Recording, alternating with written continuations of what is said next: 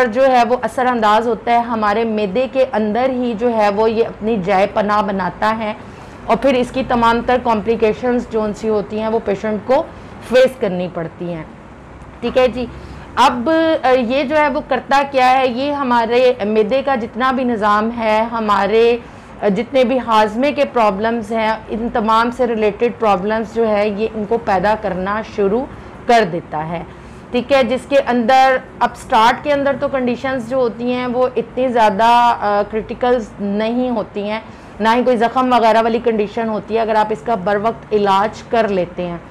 तो शुरू के अंदर जो अलामात हैं, यानी मरीज़ को मैदे के अंदर एक जलन का और एक दर्द का एहसास, एक बेचैनी की सी कैफियत, भूख का ना लगना या खाना खा लेने के बाद ब्लॉटिंग